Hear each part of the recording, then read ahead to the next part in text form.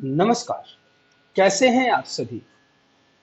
उम्मीद करता हूं आप सभी स्वस्थ होंगे। प्यारे बच्चों, हम लोग आज सीखेंगे pair of linear equation in two variable. This is part number 1। ये वीडियो कौन सी पार्ट है जी? पहला पार्ट है, जिसमें मैं आपको सिखाऊंगा कि पेयर ऑफ लीनियर इक्वेशन क्या होते हैं, कैसे सोल्व करना है और किस तरीके से हम आगे फर्दर अलग अलग चैप्टर्स के जो पार्ट हैं करेंगे।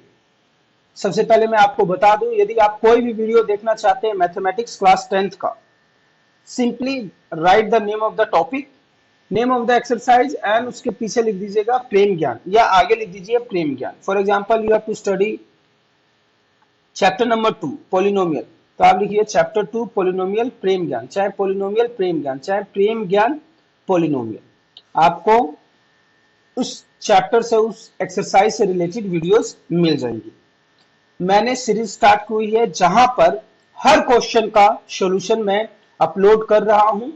आपको किसी भी क्वेश्चन में कोई डाउट है तो आप वीडियोस को देख सकते हैं और समझ सकते हैं, और दूसरी गारंटी ये है आपको समझ में भी आ जाएगी और कोई भी आपका समय वेस्ट नहीं किया जाएगा कि भाई पहले तो प्रमोशन के लिए 2 घंटे बातें करूं, फिर बीच में नौटंकी करूं और फिर जाके लास्ट में 2 मिनट पढ़ा दूं और आपका 2 घंटे का समय बर्बाद कर दूं। चलिए बिना समय बर्बाद किए हम लोग स्टार्ट करते हैं chapter number 3, pair of linear equation in two variables. सबसे पहले समझना यह जरूरी है कि लीनियर इक्वेशंस होते क्या हैं। आगे बात समझ में। अब लीनियर इक्वेशन जब हम कर रहे हैं, देखिए लीनियर इक्वेशन, लीनियर इक्वेशन का ये आपने पढ़ा हुआ है 9th क्लास में भी। लीनियर इक्वेशन आप किसको कहते थे? जैसे कि मान लीजिए मैंने एक इक्वेशन लिख दिया x plus 7 is equals to 0 रख दिया। अब ये जो x है, यहाँ पे x की पावर कितनी है जी? 1 है। x की पावर कितनी है? 1 है। जब पावर 1 होती है तो उसको लीनियर इक्वेशन कहते हैं। क्या कहते हैं? Linear equation. और यहाँ पे वेरिएबल क्या है? वेरिएबल x है। और कितने वेरिएबल हैं? केवल एक वेरिएबल है। Then you will say this is linear equation in one variable. Linear equation कितने वेरिएबल में है प्यारे बच्चों? एक वेरिएबल में है। अब अगर मैं यहां पे लिख दूं x square plus 7 is equal to 0, तो इसको आप क्या कहेंगे? Whenever there is a power, आप एक ऐसा क्वाड्रेटिक इक्वेशन लिखते हैं, एक ऐसा पोलिनोमियल लिखते हैं जिसकी पावर 2 है, तो उसको आप क्या कहते हैं? Quadratic equation. क्या कहते हैं? Quadratic equation. यहाँ पे जब पावर कितनी हो जाती है? 2 हो जाती है। पावर या एक्सपोनेंट उसकी कितनी हो जाती है? 2 हो जाती है, तो उसको आप कहते हैं क्वाड्रेटिक इक्वेशन। इतनी बात समझ में आ गई? ठीक है। और x की पावर 3 होती है तो उसको क्या कहते हैं? Cubic equation. लेकिन हम पढ़ेंगे linear equation in two variables. देखिए एक और इक्वेशन लिखता हूं, मैंने लिख दिया x plus y is equals to 10 लिख दिया। ठीक है। अब ये लीनियर इक्वेशन है कि नहीं? सबसे पहले पावर चेक कर लीजिए। पावर 1 है, कुछ नहीं है तो 1 है, यहाँ पे भी कुछ नहीं है तो 1 है। यस, ये लीनियर इक्वेशन है। This is a linear equation. लेकिन वेरिएबल कितने हैं? यहाँ पे 2 हैं, एक x है और एक क्या है? y। So this is linear equation in two variables. Linear equation in two variables. इतनी बात समझ में आ गई? तो बस हम इसी के बारे में पढ़ने वाले हैं कि किस प्रकार से इसका एप्लीकेशन हमें लगाना है किसी भी प्रश्न को सोल्व करने के लिए, और किस प्रकार से इस चैप्टर में हम इसके यूजेस पढ़ेंगे। इतनी बात समझ में आ गई? तो आ जाइए फिर से यहीं पर, pair of linear equation in two variables. अब जब ये लीनियर इक्वेशन आप बनाएंगे तो आपको मालूम होना चाहिए इट्स स्टैंडर्ड फॉर्म, कि एक लीनियर इक्वेशन का स्टैंडर्ड फॉर्म क्या है, आप उसको किस तरीके से लिखेंगे तो ज्यादा इफेक्टिव रहेगा। तो सबसे पहले इस तरीके से लिखेंगे हम, इसको बोलेंगे a1। अब पेयर पेयर की बात चल रही है। अब देखिए पेयर क्या होगा? a1x plus b1y is equal to, चाहे plus c1 is equal to c1। c1 क्या है? कांस्टेंट। ये एक हो गया, एक लीनियर इक्वेशन है और जहां पे वेरिएबल कितने हैं? 2 हैं। और कौन कौन से वेरिएबल हैं? वो है वेरिएबल x एंड y। वो कौन से वेरिएबल हैं? The variables are x and the variable is y। अब आ जाइए फिर से, अब दूसरा लीनियर इक्वेशन लिख दूं मैं। दूसरा लीनियर इक्वेशन क्या है, यहाँ पे आपका है a2x plus b2y is equal to c2। प्यारे बच्चों, जब भी आप प्रेम ज्ञान चैनल पर बैठे तो एक नोटबुक और पेन लेके जरूर बैठे, क्योंकि यहाँ पे सिखाया जाता है, नोटंकी नहीं करा जाती है। तो अब इसको आप गर्व से कहेंगे, क्या कहेंगे, pair of linear equation in two variable. These are the standard equation. ये क्या है, स्टैंडर्ड इक्वेशन है, standard equation of what? Of pair of linear equation, pair of linear equation in two variables, in two variables। इतनी बात समझ में? दो variable कौन कौन से हैं, एक x है और एक y है, यहाँ पे भी x है और ये y है। ये आप ध्यान रखिएगा, इस वाले स्टैंडर्ड इक्वेशन को आप ध्यान रखिएगा, इसका इस्तेमाल थ्रू आउट द चैप्टर होगा। अब ये पेयर हो गया, एक ये हो गया, एक ये हो गया, तो ये it becomes pair of linear equation in two variable. आगे देखिए, आगे जैसे आप चैप्टर करेंगे तो आपको मिलेगा एक graph, graphical method for the solution of pair of linear equation. A pair of linear equation which has no solution is called inconsistent pair of linear equation, और इसका सॉल्यूशन होगा उसको आप क्या कहेंगे, कंसिस्टेंट। ठीक है, अभी आपको आगे मैं बताऊंगा कंसिस्टेंट किसको कहेंगे और इनकंसिस्टेंट किसको कहेंगे। ये समझने के लिए आप आ जाइए इस चार्ट पे, इस चार्ट पे आ जाइए। चार्ट खाना नहीं है, चार्ट देखना है। इस चार्ट पे आ जाइए और इसको हम थोड़ा देखते हैं, छोटा करके, आउट ऑफ रीच जा रहा है। हाँ, देखो बच्चों, इसमें क्या है, इस चार्ट में क्या है, मैं समझाता हूं आपको। देखो, जब हम ग्राफ बनाते हैं तो 9th क्लास में आपने सीखा होगा कि ग्राफ कैसे बनाना है। जब आप ग्राफ बनाते थे तो आप बनाते थे कुछ ऐसे। मान लीजिए मैंने कह दिया कि भाई ये ग्राफ बनाओ, ग्राफ किसका बनाओ, x plus y is equals to 3 का एक ग्राफ बनाओ, तो आप कैसे लिखोगे, x is equal to 3 minus में y, ऐसे ही होगा ना, x is equals to 3 minus में y। तो हम एक टेबल बना लेंगे और उस टेबल में एक वैल्यू होगी x की, एक वैल्यू होगी y की।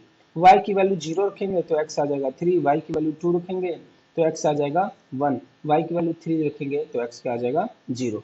अब देखिए जरा ग्राफ कैसे बनाते थे हम लोग। ये मान लीजिए आपका x एक्सिस है, ये माइनस का x axis, this is y axis and this is minus of y axis. अब x 3 है, 1 2 3, x कितना हो गया 3, तो y कितना है 0। x 3 पे गए और y कितना उठना है 0, तो उठ ही नहीं पाएंगे, तो यहाँ पे आप लिख देंगे 3, 0। x कितना है 1 है और y कितना है 0, फिर से तो यहाँ पे क्या लिख देंगे, नहीं, x 1 है और y कितना है 2 है, 1 2, तो यहाँ पे लिख देंगे, पहले x का लिखेंगे, x कितना है 1 और y कितना है 2। अगले में आ जाइए, x कितना है भाई 0 और y कितना ऊपर चढ़ना है 3, तो यहाँ पे आ गए 3। तो इस प्रकार से आपका एक लाइन बनेगी and this line will be a straight line. ये लाइन बना के और फिर हम यहाँ पे लिख देते हैं x plus y equals to 3 का ये ग्राफ है। 3 का क्या है, ये ग्राफ है। तो ये linear equation in two variable, linear equation in two variable का एक ग्राफ है। मान लीजिए एक और मैंने दे दिया, मैंने लिख दिया x plus 3y equals to 10। ये इक्वेशन 1 का ये ग्राफ बन गया, इस इक्वेशन का एक और ग्राफ बनेगा। तो अलग अलग प्रकार से आप ग्राफ पाएंगे। इतनी बात समझ में आ गई। इन ग्राफ को अब स्टडी कैसे करेंगे ये आपको बताऊंगा मैं इस वाले टेबल में। देखिए प्यारे बच्चों, मान लीजिए आपको दे दिया इन्होंने दे दिया इक्वेशन दे दी, उन्होंने क्या दे दिया, इक्वेशन दे दी, जिसमें इन्होंने लिखा x minus 2y equals to 0। हम भी लिख लेते हैं भाई, x minus 2y equals to 0। आओ भाई, x minus 2y equals to 0, x minus 2y equals to 0 हो गया।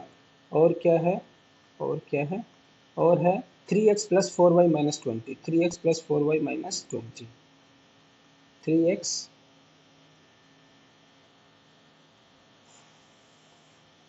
Plus 4y minus 20 equals to 0।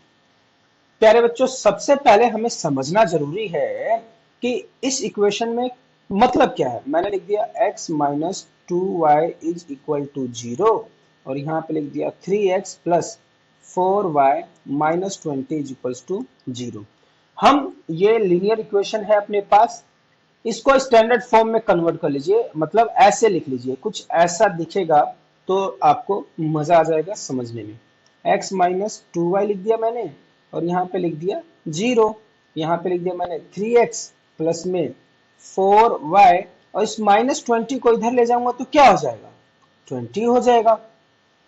अब अलग अलग वैल्यू लिख लीजिए। आप लीजिए a1, a1 क्या है, a1 यहाँ पे है, a1 है कि नहीं, x के साथ जो है वो क्या है, a1 है। तो a1 तो कुछ है ही नहीं, जिसका कुछ नहीं होता उसका खुदा होता है यारो, और खुदा क्या है, एक ही है। भगवान कौन है, एक ही है। तो यहाँ पे आपने लिख लिया 1, यहाँ पे a1 की जगह क्या लिख दिया 1। समझ में आ रही बात। a2 क्या है आपका 3, इस फॉर्मेट में लिखेंगे हम, फिर निशान लगा लेंगे हम बराबर का पहले। फिर b1 क्या है, माइनस ऑफ 2 है कि नहीं, ये रहा b1। b2 क्या है 4 है, क्या है 4 है। फिर हम लिखेंगे c1 क्या है 0 है और c2 क्या है 20। चलो इतनी बात समझ में आ गई। ये लिखने के बाद आप जरा कंपेयर कीजिए, कुछ कटता है तो काट दो, कुछ कटता है तो काट दो। 1 बाय में 2 आ गया और ये 0 ही आ जाएगा। तो इसका मतलब 1 बाय में 3 is equals to minus of 1 by में 2 इज इक्वल्स टू 0 बाय में 20। अब इनके बीच में आप साइन देखेंगे, साइन पुट कीजिए। साइन किस हिसाब से पुट करेंगे, क्या ये दोनों इक्वल है, नहीं है। क्या ये दोनों इक्वल है, नहीं है। तो ये तीनों इक्वेशन इक्वल नहीं है और आप लिखेंगे equation equations are in the form of what, are in the form of what। आप a1 by a2 is not equals to b1 by b2 is not equals to c1 by c2। जब इस प्रकार का equation बनेगा, जब इस प्रकार का इक्वेशन बनेगा तो आप क्या कहेंगे कि भाई ये इंटरसेक्टिंग लाइन की इक्वेशन बनेगी, जैसा कि इसमें लिखा हुआ है। इन्होंने देखो कैसे लिखा हुआ है, पेन है ना, हाँ ठीक रहेगा। इन्होंने a1 by a2 b1 by b2 c1 by c2। अब इन रेशियोज को कंपेयर करेंगे ये, तो इन्होंने देखा कि a1 by a2 was not equals to b1 by b2 was not equals to c1 by c2। तो जब इस प्रकार का इक्वेशन आ जाएगा, जब ऐसा फॉर्मेट जहां पे भी आपको प्राप्त होगा जहां पे a1 by a2 b1 by b2 ये रेशियोज इक्वल नहीं होंगे, तो आपको जो ग्राफ मिलेगा ना, मैंने अभी ग्राफ बताया था ना आपको, ये वाला ग्राफ बना के बताया था, एक ग्राफ बनाया था कि भाई एक इक्वेशन की ये ग्राफ है, उसी तरह दूसरे इक्वेशन की भी एक ग्राफ बनेगा। तो आपको जो ग्राफ बनेगा वो क्या बनेगा, इंटरसेक्टिंग लाइन का बनेगा। किसका बनेगा, वो इंटरसेक्टिंग लाइन का आपको ग्राफ बनेगा, ठीक है ना। तो इंटरसेक्टिंग लाइन का ग्राफ कैसे बनेगा, देखिए आप इसी में आगे लिख लीजिए, टाइप ऑफ ग्राफ, किस प्रकार का ग्राफ बनेगा। इंटरसेक्टिंग लाइन कैसे होता है, ऐसे। ग्राफ कैसे बनेगा, हमेशा ऐसे बनेगा। लाइन इंटरसेक्ट कर रही है तो यहाँ पे एक आपको x का कोऑर्डिनेट प्राप्त होगा और एक y का कोऑर्डिनेट प्राप्त होगा। और कितने सॉल्यूशन होंगे, एग्जैक्टली वन सॉल्यूशन होगा, केवल एक ही सॉल्यूशन होगा और इसको यूनिक सॉल्यूशन बोलेंगे। यूनिक का मतलब क्या है, अद्भुत। अद्भुत का मतलब क्या है, जिसके जैसा कोई ना हो। तो you will get exactly one solution. Graph will look like, graph कैसे बनेगा, ग्राफ कुछ ऐसे बनेगा, एग्जैक्टली वन सॉल्यूशन बनेगा। कंसिस्टेंट होगा कि इनकंसिस्टेंट होगा, जब भी आपको ग्राफ में एक सॉल्यूशन मिले, क्या मिले, एक सॉल्यूशन, जहां पे पॉइंट मीट करते हो तो हमेशा आपको क्या मिलेगा, कंसिस्टेंट सॉल्यूशन। समझ में आ गई बात, आ गई ना बात समझ में, क्या मिलेगा, कंसिस्टेंट। ये हो गया आपका पहला ग्राफ, इसको उसमें ऐड कर लीजिएगा। दूसरा आ जाइए, दूसरे ग्राफ में हम सॉल्यूशन लिखते हैं, क्या है, 2x प्लस 3y माइनस 9। क्या है, 2x प्लस 3y माइनस 9 लिख लेता हूं मैं।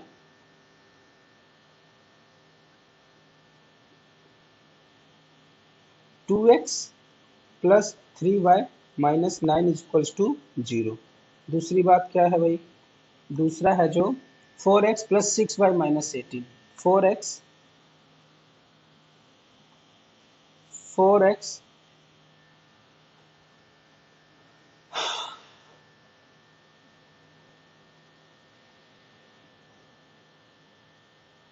4x plus 6y minus 18 equals to 0। फिर से a1 by a2 b1 by b2 की फॉर्मेट में लिखिए।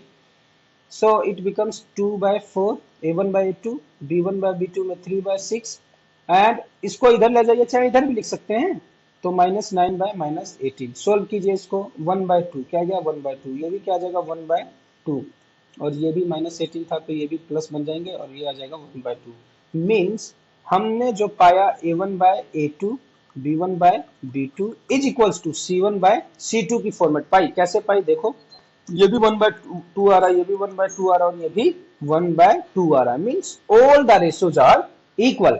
जब सारे रेशो इक्वल होंगे तो इसका मतलब हर पॉइंट पे सॉल्यूशन होगा, हर पॉइंट पे सॉल्यूशन होगा, और हर पॉइंट पे जब सॉल्यूशन होगा तो आपका ग्राफ एक के ऊपर एक चढ़ते हुए मिलेगा, कोइंसिडेंट। हर पॉइंट पे सॉल्यूशन मिल रहा है तो आपका जो ग्राफ बनेगा it will be something like this. मान लीजिए एक ग्राफ आपने बनाया ऐसे, एक्स एक्सिस पे मान लीजिए इस तरह ग्राफ बनाया, उसके ऊपर एक और ग्राफ बन जाएगा, तो हमेशा आपका कोइंसिडेंट ग्राफ बनेगा। जैसे कि मान लीजिए ये आपका ग्राफ आया था, पहला ग्राफ आया था ना, हम्म हम्म ये आपका जो ग्राफ आया यहाँ पे, तो इस तरीके से आया। तुम क्यों ऑन हो गए?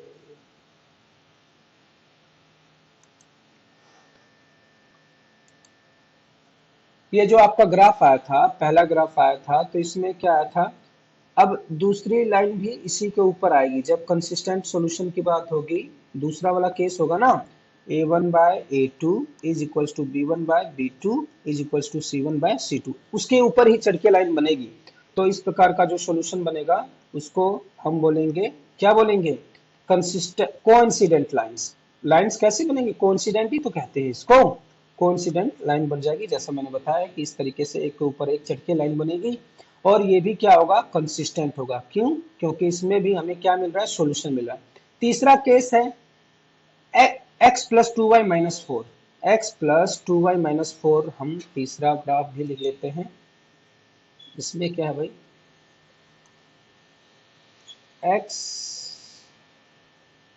x plus 2y minus 4 is equals to 0, और क्या है, और क्या है, यही कर देता हूँ इसको, है ना, वी हैव स्पेस। पेन गुम हो जा रहा है। x plus 2y minus 4 is equals to 0, 2x plus 4y minus 12 is equals to 0।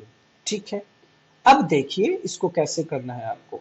हम a1 बाई a2 लिखते हैं, तो a1 कुछ नहीं तो क्या है 1 है, 1 और में 2 है, 2 बाय में 4 है, और 4 बाय में 12 है। सोल्व करेंगे तो 1 बाय 2 पाएंगे और यहाँ पे 1 बाय 3 पाएंगे। इट मीन्स वी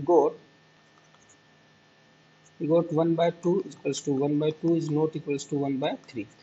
हमेशा याद रखना प्यारे बच्चों, जब भी इस प्रकार का केस बनेगा जिसमें पहले की दो रेशोज इक्वल होंगी, लिख देता हूं मैं कौन सी पहले की दो रेशो, ये कहना चाहता है क्या, ये कहना चाहता है कि a1 by a2 is equals to b1 by b2 is not equals to c1 by c2। केवल इसी केस में, केवल इसी केस में, ऐसा नहीं a1 by a2 is not equal to b1 by b2 is equal to c1 by c2, ऐसा कुछ केस नहीं होता, ऐसा कोई भी केस नहीं होता, नहीं लिखना है आपको। तो हमेशा आपकी जो लाइंस बनेगी वो क्या बनेगी, पैरेलल लाइंस बनेगी। जो ग्राफ बनाएंगे ना इक्वेशन को इस्तेमाल करके, you will get a parallel line graph, और ये इनकंसिस्टेंट होगा, क्या होगा, इनकंसिस्टेंट होगा, और कोई भी सॉल्यूशन नहीं होगा। इसमें हम क्या मिलेगा, नो सॉल्यूशन, और इसमें क्या मिलना था, इनफाइनाइट मैनी सॉल्यूशन, बहुत सारे सॉल्यूशन मिलेंगे। दूसरे वाले केस में बहुत सारे क्यों मिलेंगे, देखो क्यों बताता हूँ, पेन कहाँ है, क्यों मिलेंगे बहुत सारे सॉल्यूशन, देखिए ये देखो, जैसे कि जब आपने ग्राफ बनाया दूसरे केस में, तो एक के ऊपर एक लाइन जा रही है, मान लीजिए एक ग्राफ ये बन गया, दूसरे लाइन का भी ग्राफ इसी के ऊपर बन गया, तो यहाँ पे भी सॉल्यूशन मिला, यहाँ पे भी, यहाँ पे भी, यहाँ पे भी, सब जगह सॉल्यूशन मिल रहा है। That's why we call consistent solution. समझ में आ गई ना बात। तो प्यारे बच्चों आपको ये ध्यान रखना है, और इसी के ऊपर पूरा चैप्टर समाप्त हो जाएगा। मुझे उम्मीद है आपको अच्छे से समझ में आ गई है, और प्लीज कमेंट बॉक्स में जरूर लिख के बताइएगा कि और हम क्या सुधार करें और आप क्या चाहते हैं, सो दैट कि आपके बेहतरी के लिए जो हम प्रयास कर रहे हैं लगातार जारी रहे और आप बहुत ही अच्छा कर पाए। टिल देन अपना ख्याल रखिए, अच्छे से पढ़िए और मां सरस्वती से प्रार्थना करते हैं आप पे यूं ही कृपा बनी रहे। नमस्कार।